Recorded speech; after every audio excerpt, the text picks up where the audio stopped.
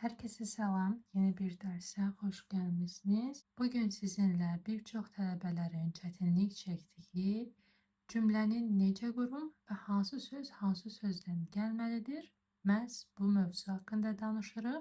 Alman dilində sadə nəqli cümlələr, təbii ki, mübtəda xəbərdən başqa əgər ikinci dərəcəli üzvlər varsa orada, yəni cümləmiz müəyyən qədər geniş bir cümlədirsə, o zaman biz tekamolo əsaslı cümlə qurmalıyıq.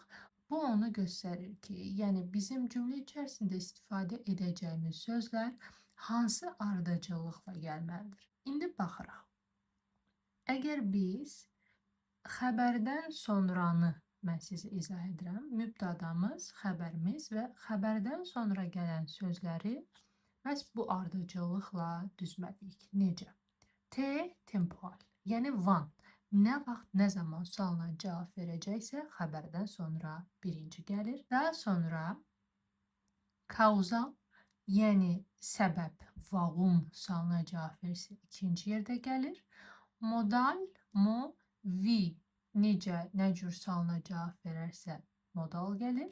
Ən sonda isə lokal, yəni yer. Görürsünüz, yer bildirən vohin suallarına cavab verən sözlər gəlir.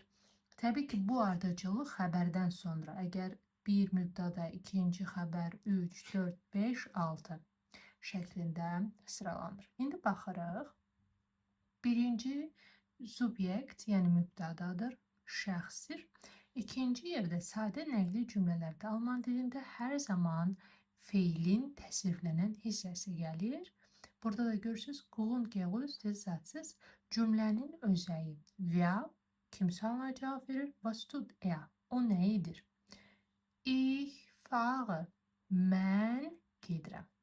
Fahren feili miniklə getmək nəzərdə tutulur. Deməli, nədir? Misal üçün.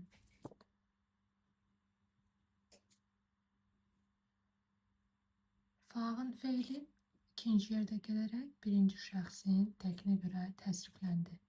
Mütləq şəkildə biz indiki zamanda əgər feilimizi şəxslərə görə təsrifləndiririksə, onda mübtəda ilə xəbər uzlaşmalıdır. Yəni feil sonluğu məhz şəxsə görə dəyişməlidir. İndi baxırıq ikinci cümləyə. İkinci cümlə quruluşu temporal van. Yəni əgər Zeitangabe zamanı bildirən varsa nədir? Yəni bu düzgün söz sıralı cümlədir. Deyirik ki, ich fahre heute. Mən gedirəm bugün. Təbii ki, biz Azərbaycan dilində mən bugün gedirəm deyirik. Nə etdik? Feildən sonra zamanı gətirdik. Gördünüz? Temporal zaman işarəsi. Yəni zaman bildirən sözlər hansıdır? Bugün, sabah, 3-cü gün, 5-ci günü, saat 5-də, saat 10-da və s. Nədir? Zamanı bildirən sözlər düzgün cümlə quruluşunda 3-cü yerdə gəlir. Daha sonra baxırıq 3-cü cümləyə. Burada artıq kauzal, warum, yəni səbəbi var. Ich fahre heute wegen des Regens. Mən bugün yağışa görə gedirəm. Burada artıq nəyə görə? Wegen des Regens, yağışa görə. Birinci yerdə ich, yəni subyekt, şəxs. İkinci yerdə gördüyünüz kimi verb, yəni feil. Üçüncü yerdə yenə temporal.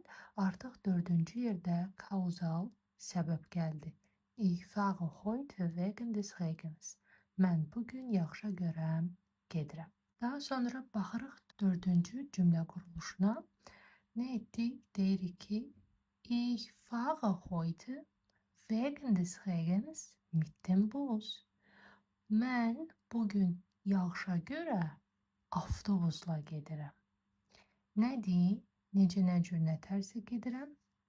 Avtobusla gedirəm. Kauzaldan sonra, yəni səbəbi deyirik. Birinci təbii ki, mübtəda, şəxs. İkinci xəbər, üçüncü gəlir zaman, heute, bugün. Sonra səbəbini, təbii ki, əgər səbəb yoxdursa, kauzaldan sonra modal gələ bilər.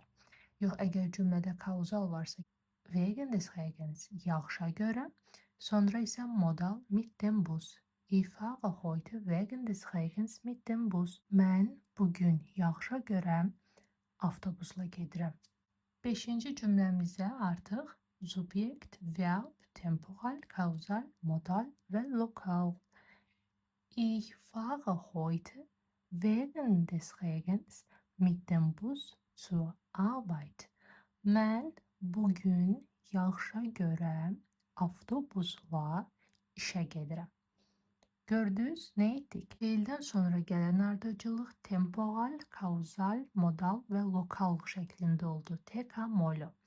Yəni zaman, səbəb, tərz hərəkət, lokal isə yer, məkan bildirən. Ich fahre heute wegen des Regens mit dem Bus zur Arbeit. Mən bugün yağışa görə avtobusla işə gedirəm. Nə etdik? Biz tekamolo əsasında cümləmizin ardıcıllığını tamamladıq. Bugünlük bu qədər. Hər kəsə təşəkkür edirəm. Növbəti videoda görüşənədək hələlik.